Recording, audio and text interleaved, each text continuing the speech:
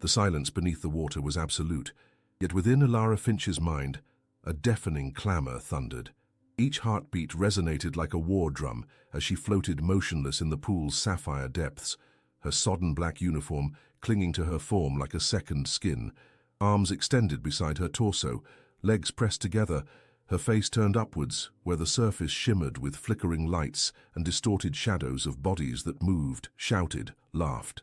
30 red-bellied piranhas circled 2 meters distant, their silver bodies cleaving the water in synchronized, hypnotic movements, jaws perpetually opening and closing, revealing rows of triangular teeth that glinted like honed blades with every sweep of the submerged light. Ilara could discern the fish's eyes, small and obsidian, devoid of any emotion she might recognize as human, and knew those eyes observed her, calculated, awaited. Above, beyond the shimmering barrier that sundered 2 worlds, Julian Croftwood's voice reverberated, muffled yet unmistakable, triumphant and callous, loudly wagering she would not last a minute, that it would be mere seconds before blood stained the water, before the screams began, before the spectacle he had promised his guests finally unfurled.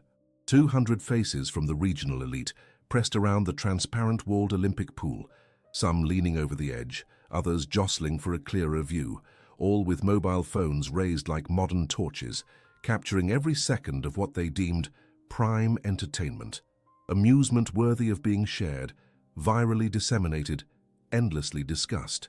They treated her impending demise as if it were a sport, a live event, a visceral reality show unfolding directly before their privileged gaze. What a joy to have you here with me. Tell me where you are listening from, leave your like, subscribe to the channel, and together let's discover how this incredible story unfolds. Ilara Finch held every muscle absolutely still, suppressing the burning ache in her lungs, which clamored for oxygen, and the primal urge to thrash desperately, to flail towards the surface. She knew, with the absolute certainty gleaned from months of dedicated study, that erratic movement, violent splashes, and overt panic would precisely trigger cautious observers into lethal predators. Her 30-page university dissertation on aggressive fish species behavior had meticulously documented piranha attack patterns, their reaction to specific aquatic vibrations, detection of minimal blood concentrations, and the instantaneous spread of a feeding frenzy through the shoal when conditions aligned. She would not afford them that catalyst. Every desperate plea for air, every screaming cell's command to move, to flee, to fight, went unheeded. Ilara counted heartbeats as an unseen clock, mentally gauging dwindling oxygen, calculating the limits of her unearthly immobility. She had been a competitive swimmer throughout her adolescence and early 20s, had trained to hold her breath for extended periods, achieving 2 minutes in controlled, placid waters with a serene mind. Now, with terror threatening to detonate within her, adrenaline consuming oxygen at an accelerated rate, her remaining time was drastically curtailed. Julian Croftwood hurled objects into the pool with cruel, calculated regularity. Ice cubes dropped like minuscule meteors, breaching the surface and sinking ponderously, creating concentric ripples that reached Ilara. Empty champagne bottles were forcefully launched, generating effervescence and turbulence that agitated the piranhas, making them dart faster. Fine porcelain plates shattered against the water, plummeting in erratic spirals. He bellowed at the fish, as if they were sluggish hounds needing encouragement, commanding them to earn their keep, to perform the task for which they had been illegally imported for £200,000. His voice carried that inflection of malignant amusement Ilara had learned to recognize over 6 months of working under his roof. That particular pleasure he extracted from wielding power over those unable to retaliate. 6 hours prior to that moment of liquid terror, Croftwood Manor sprawled majestically under the afternoon sun, an overt manifestation of unconscionable affluence. Acres upon acres of its grounds showcased meticulously sculpted topiaries, Italian fountains imported piece by piece and reassembled by European artisans, and beds of rare flora demanding the fastidious daily care of a 6-member gardening staff. The 3-story edifice of glass and white stone commanded the valley's heart like a modernist stronghold, every line and angle meticulously designed to impress, to intimidate, to overtly declare superiority. The Olympic-sized swimming pool with its transparent glass walls served as the centerpiece of the upper terrace, visible from virtually any vantage point on the estate, deliberately transformed into a lethal aquarium containing not ornamental or colorful fish, but dozens of red-bellied piranhas, maintained as a talking point, a morbid curiosity, an unequivocal demonstration of power. Julian Croftwood, a 47-year-old magnate with impeccably tailored graying hair and a smile that never quite reached his eyes, controlled half the region's commercial properties through an intricate web of corporations and subsidiaries. 3 hotel chains bore his name in understated yet unmistakable lettering. Sufficient politicians resided on his payroll for him to mold legislation to his favor, to stymie investigations before they truly began, to relegate environmental regulations to ignorable suggestions. His reputation for casual cruelty was murmured in all circles that mattered, yet no one openly defied him, for all knew what befell those who dared. Ilara Finch, 34 years of age, her slender yet robust physique testament to half a lifetime spent in pools and oceans, her sun-kissed skin bearing the marks of summers laboring in any remunerative position, had been employed as a domestic staff member at the manor for 6 months. During that tenure, she had endured veiled insults masquerading as jests, which elicited mirth from the guests, whilst her countenance remained carefully neutral. She had tolerated casual racism, casually introduced into conversation, as if it were a harmless meteorological observation. She had borne being treated as a disposable object, as mere furnishing that moved and cleaned and served, yet was deemed undeserving of full human recognition. And she had remained there day after day, week after week, month after month, because Julian Croftwood had destroyed something she loved profoundly, and she required concrete, juridically indisputable evidence before she could exact her retribution. Ilara Finch had been a marine biology student at the University of Southampton on a full scholarship, fascinated since childhood by oceanic ecosystems, their delicate predator-prey balance, and intricate food webs. She spent countless hours in the laboratory, immersing in field expeditions whenever she could scrimp funds, and wrote a meticulous thesis on aggressive fish species, especially piranhas. These animals, misunderstood and demonized by popular culture, fascinated her. Then her mother received the diagnosis that altered everything. Stage 4 terminal cancer, metastasis already spread to vital organs, a prognosis of months, if fortunate. Clara abandoned her studies without hesitation, leaving university mid-final semester, beginning 3 simultaneous jobs to afford experimental medical treatments offered by physicians with false hope.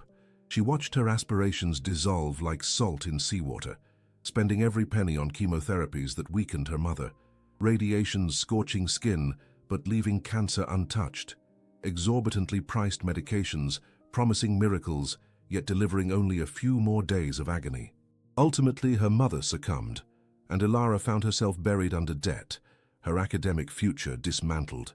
Months after the humble funeral she barely afforded, Ilara perused reports concerning the Channel Reef's Marine Conservation Zone, MCZ. This protected habitat 80 kilometers offshore, established by federal statute 2 decades prior, was a sanctuary for endangered sea turtles, rare coral formations, and endemic fish species. Yet now, this sanctuary was succumbing. Toxic effluents appeared in water tests alarmingly often, despite theoretical protections, quarterly inspections, and stringent penalties against illicit dumping. The turtles bore deformities in their hatchlings. Corals bleached, then putrefied. Fish vanished or were discovered dead by the thousands, drifting on the surface, and the evidence, as Ilara delved deeper through public records and leaked reports, pointed to a single nexus. Croftwood Holdings had illicitly discharged industrial chemicals for years, saving millions in disposal costs, bribing inspectors to falsify reports, and paying private laboratories for pristine data, veiling true devastation. Ilara had investigated obsessively for weeks, gathering every fragment of evidence she could unearth from public records, freedom of information requests, and anonymous leaks from guilt-burdened staff. She then made the extraordinary and perilous decision to apply for a domestic staff role at Croftwood Manor. She required access to the private archives, the corporation's internal computers, and the documents Julian safeguarded within his personal study, secured by passwords and robust digital defenses. For 6 protracted months, she had memorized every corridor of the manor, every chamber, every precise routine of its inhabitants and security personnel. She had noted the location of the equipment room, controlling the pool's intricate systems, committed alarm codes to memory overheard as Julian typed them, believing himself unobserved, meticulously tracked patterns, and waited with unyielding patience for the opportune moment. 2 weeks prior to the lavish soiree that would convene the region's corrupt elite, Ilara finally managed to infiltrate Julian's study late one night. He was entertaining guests on his yacht, anchored at the private marina, brought specifically to impress an influential member of parliament, requiring persuasion on a particular legislative bill. The manor stood more desolate than usual. Security personnel concentrated on the pier, their attention fragmented. Ilara had utilized a master key, illicitly duplicated months prior from an inattentive staff member, and with hands steady despite her racing heart, she unlatched the study door, spending 3 hours meticulously photographing its contents. Detailed schedules of toxic waste discharge, meticulously coordinated with tidal patterns and inspection rotas. Bank records revealing illicit payments to corrupt public officials. Emails explicitly discussing methods to evade detection, how to suborn those requiring bribery, and the protocols for evidence elimination should it become necessary. Contracts with shell companies established specifically for the laundering of ill-gotten gains. Ilara had dispatched everything anonymously to 3 distinct environmental organizations, alongside precise instructions on how to authenticate the documents, awaiting the judicious moment to release it all publicly for maximum impact. However, Julian uncovered the transgression the day before the lavish soiree. Ilara never ascertained precisely how, whether an unfamiliar surveillance system had captured some telltale sign, if a security guard had observed anything amiss, or if some digital footprint had left a trail specialists managed to trace back to her. He summoned her to his study, that razor-sharp smile promising only torment, and calmly articulated that she had learned a valuable lesson about the fate of those who forget their station, who fail to comprehend the natural order of things, who imagine they can defy those who truly wield power. He stated she would atone for her insolence, and that her retribution would serve as an indelible example. During the following evening's gala, as 200 guests circulated across the terraces, imbibing French champagne and sampling canapés meticulously prepared by a specially commissioned chef, Ilara served beverages with a carefully cultivated neutral countenance and steady hands.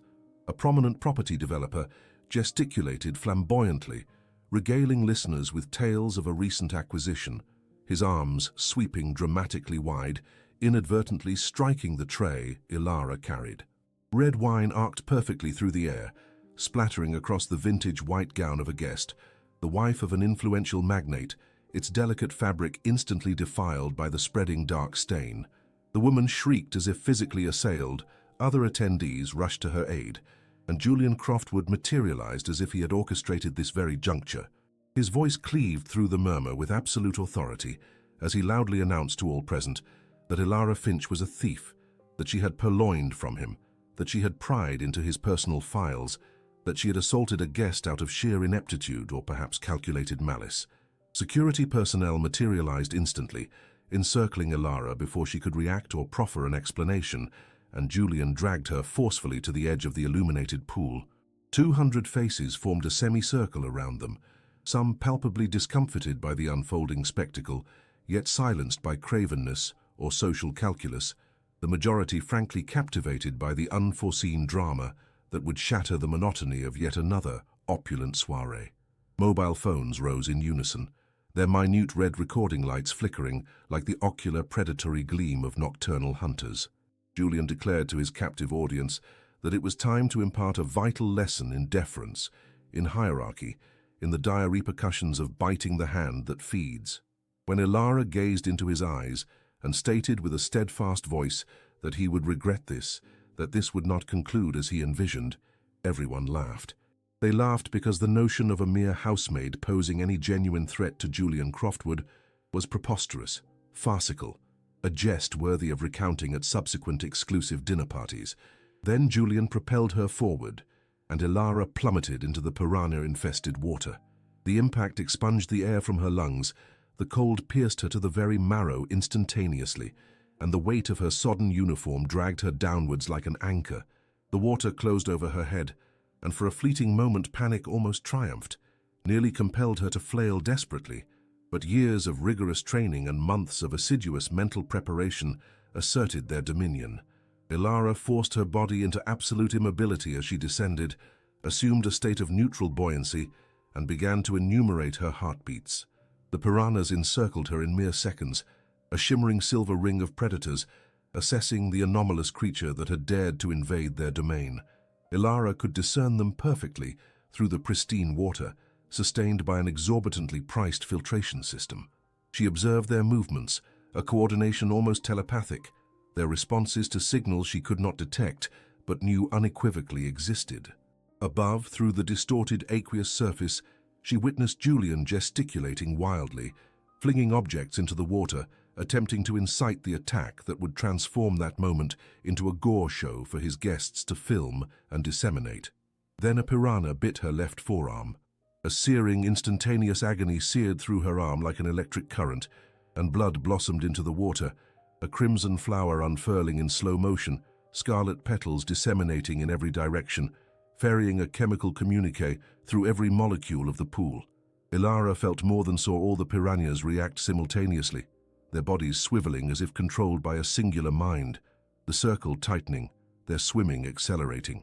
She had a maximum of 3 seconds before they attained definitive striking distance, before the feeding frenzy truly commenced, and irrevocability became absolute.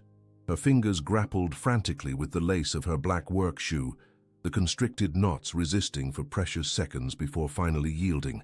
Ilara tore off the shoe and hurled it with every ounce of gathered strength towards the abyssal depths of the pool, 8 meters below.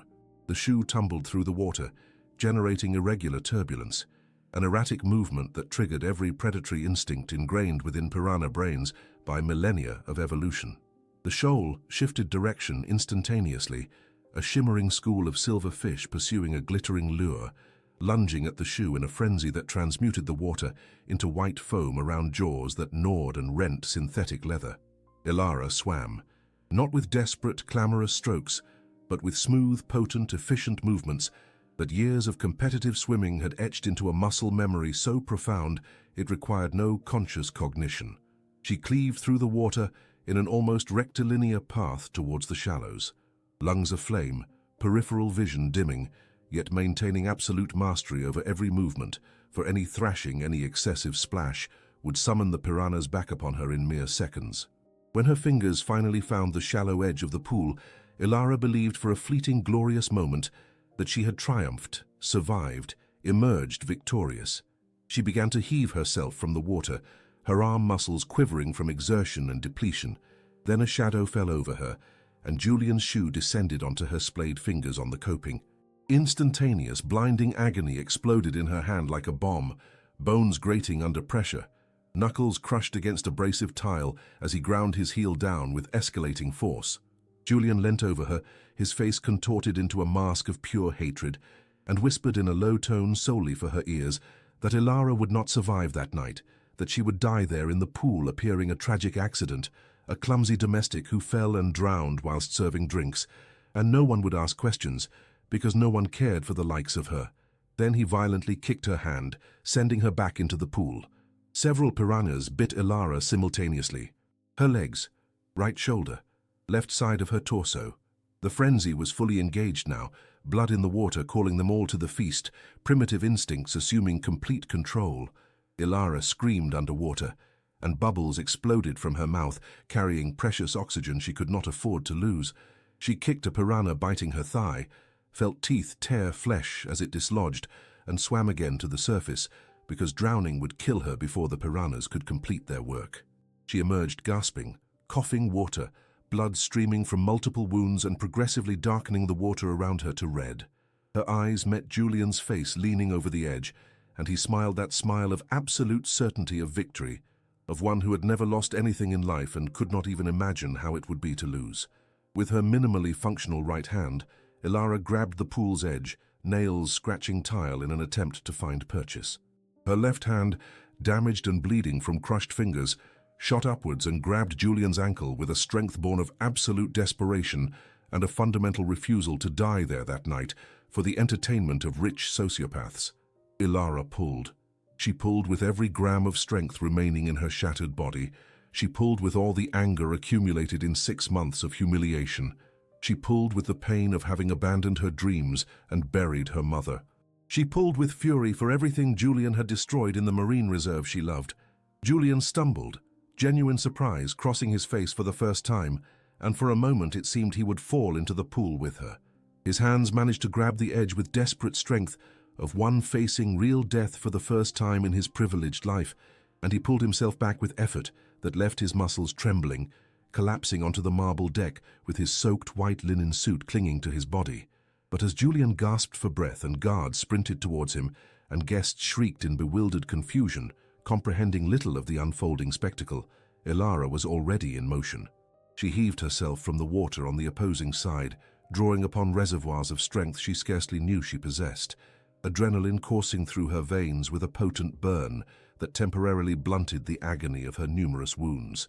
She sprinted across the deck, leaving a crimson-streaked trail of blood and water, her gait unsteady yet inexorably forward, towards the small ancillary building housing the pool's equipment room. The door was secured with a formidable industrial padlock.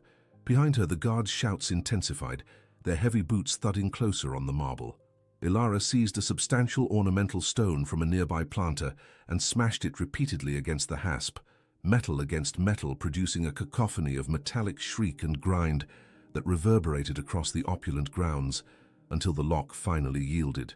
She threw herself through the breach, her injured shoulder impacting the frame, but she was beyond registering pain and dragged a metal shelving unit laden with pool cleaning chemicals to barricade the entrance against the guards, who would arrive in mere seconds. She turned to the control panel which dominated the entire wall of the small room. A large electronic display presented the current water temperature, meticulously balanced pH levels, and the intricate current control system that maintained optimal water circulation. Elara had slipped into this room during one of her weekly cleaning rounds when no one was paying attention, discreetly photographing the panel with her hidden mobile phone, studying the system obsessively for weeks because she knew she might one day need it. Blood-streaked fingers navigated the touchscreen menus, leaving crimson smears on the pristine glass, ignoring the myriad error notifications that appeared when accessing administrative functions without proper authorization, until she located what she sought. 2 primary options presented themselves. Draining the pool entirely according to the timer beside the function would take 20 minutes. 20 minutes she absolutely did not have, with guards now pounding on the door, which was beginning to splinter. But there was another option: reverse flow. A system originally designed for maintenance, capable of inverting the pool's internal currents, forcing water to circulate in the opposite direction, creating a vortex effect powerful enough to drag any significant object towards temporarily opened drainage inlets. Elara instantly remembered Chloe Davies. Chloe Davies was her best friend throughout university, roommate for 3 years, partner in studies and adventures. She died, caught in a current during their final year spring break, dragged to open sea while Elara watched helpless from the beach, screaming until her voice failed, unable to intervene.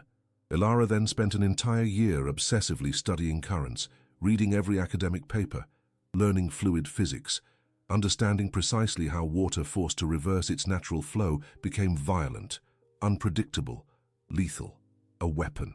Elara pressed the activation button. The system demanded secondary confirmation, warning of dangers without proper supervision. She confirmed. She opened the narrow emergency window in the room's rear wall and squeezed through as the electronic voice announced monotonously that flow reversal was initiating, building to maximum capacity in 30 seconds. Elara tumbled onto the wet garden grass beyond, struggled to her feet, and began to run towards the nearest bushes for concealment. The pool's water was already swirling when Elara glanced back. Julian Croftwood stood at the edge, his back to the pool, directing his security team with wide gestures, shouting orders on where to find the fugitive maid, how to cordon off Croftwood Manor, how to ensure she would not escape. He failed to notice when the water began moving strangely. He failed to notice when the whirlpool began forming in the pool's center, spinning faster and faster, pulling everything towards the growing vortex. He noticed only when the marble deck beneath his expensive shoes, slicked with Elara's blood and the residual water, became too slick for traction. His feet slipped. Julian fell backward directly into the pool, as 200 guests watched in horror. The vortex seized him instantly, dragging him to the pool's center, spinning at an ever-increasing speed. The piranhas, already stunned and confused by the sudden change in water currents, instinctively bit anything moving erratically near them. Julian's desperate thrashing, his arms and legs beating, attempting to swim against the impossible current, was precisely the behavior that triggered a complete frenzy. Blood blossomed in the water. Screams replaced arrogant commands. For the first time in his insulated adult life, genuine panic seized Julian. Jagged teeth rending flesh, crimson tendrils unfurling within the turbulent water, he implored for succor. He shrieked that he would confess everything, every transgression concerning the environmental crimes he had perpetrated for years, every illicit payment made to politicians and inspectors, every act of duress applied to competitors and conscientious employees. He shrieked specific names, precise monetary values, and the exact dates of toxic discharges. Each harrowing utterance was captured by dozens of mobile phones still aloft around the pool, guests filming compulsively, even as some attempted aid, creating unimpeachable audio-visual evidence impossible to deny in any court. Ilara observed, concealed behind the ornamental shrubbery, blood still seeping from her lacerations, her heart rate, having thundered with raw terror, gradually descending towards a semblance of normalcy. A profound urge to abandon Julian to his fate, to let the current claim him, to permit the piranhas to conclude their work, resonated within her. Poetic justice, a vengeance commensurate with his attempted atrocities against her.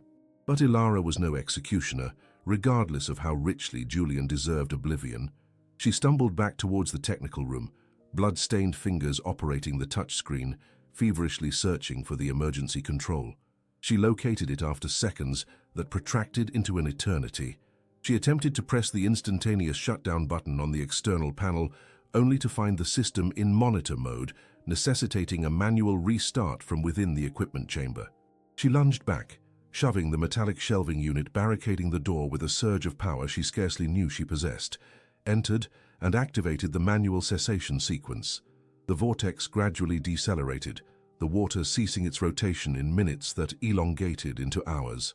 Once the water had sufficiently abated, estate security personnel plunged into the pool, retrieving Julian Croftwood, still clinging to life but bearing multiple lacerations, his face ashen from shock and profound blood loss, his gaze finally shattered, the gaze of a man who had confronted his own mortal fallibility. Within 48 hours, a joint task force from the National Crime Agency, NCA, and the Environmental Agency, EA, executed search and seizure warrants at Croftwood Holdings' corporate headquarters. Armed with the incontrovertible evidence Ilara had clandestinely dispatched weeks prior to environmental organizations, now corroborated and augmented by the recorded confession Julian had delivered in the pool. They unearthed additional incriminating proofs documenting 15 years of systematic toxic dumping and industrial-scale corruption. The board of directors unanimously deposed Julian in a desperate gambit to salvage the beleaguered corporation. The market value of shares plummeted in free fall. Corporate clients eager to distance themselves from the burgeoning scandal unilaterally severed contracts. Eleanor Croftwood, Julian's wife of 2 decades and mother of his 2 children, initiated divorce proceedings and sought full custody with severely restricted visitation rights. Ilara Finch recuperated in an NHS hospital, steadfastly rebuffing all overtures from opportunistic barristers and sensationalist journalists until she consented to a nationally televised interview. Therein, she presented meticulously collated documentation, starkly exposed the devastation of the Channel Reef's marine conservation zone with her own illicit underwater photography of the protected site, depicting its pristine state before and its subsequent ruination, and contextualized the attempted murder within Julian's broader pattern of predatory conduct. The broadcast garnered record viewership. Environmental NGOs received unprecedented philanthropic contributions. Public outcry compelled authorities to act with uncharacteristic alacrity. The Crown Prosecution Service, CPS, indicted Julian Croftwood and 3 senior executives of Croftwood Holdings for attempted murder, multiple environmental offenses, including the deliberate contamination of a protected area, bribery of public officials, tax evasion, and orchestrating a criminal enterprise. During the 3-week Crown Court trial, Ilara scientifically elucidated how Julian had deliberately weaponized the pool by illicitly importing aggressive piranhas, subsequently triggering every known attack stimulus. Testimonies from former victims of labor exploitation revealed consistent patterns of systemic misconduct spanning decades. Environmental experts quantified the irreversible ecological damage inflicted upon the marine reserve. The presiding judge of the Crown Court handed down a sentence of 15 years imprisonment, with no eligibility for parole for the first 10, alongside the confiscation of personal assets valued at £80 million earmarked specifically for community restitution and the comprehensive environmental remediation of the reserve. Outside the courtroom, Ilara positioned the moment as a new beginning, not a conclusion. She established the Reef Guardians initiative, using part of Julian's forfeited assets, augmented by a crowdfunding campaign that raised a prodigious sum in only 6 weeks. Forging alliances with universities and research institutions, she inaugurated a scholarship in memory of Chloe Davies for low-income marine biology students. A mobile laboratory was launched for continuous coastal water monitoring, local community empowerment, and preemptive action against catastrophic environmental disasters. 6 months after the Croftwood Empire's shattering event, Ilara returned to Southampton University. She resumed academics under Professor Owen Davies, Chloe's cousin, a pivotal figure in debunking piranha myths during the trial. She submitted a thesis on modeling restorative currents in degraded reefs, combining prior theory with acquired brutal experience. A year after that pivotal night in the pool, Ilara graduated in an emotional ceremony, acclaimed by communities whose marine environments had been remediated and by young students awarded scholarships from the foundation she had established.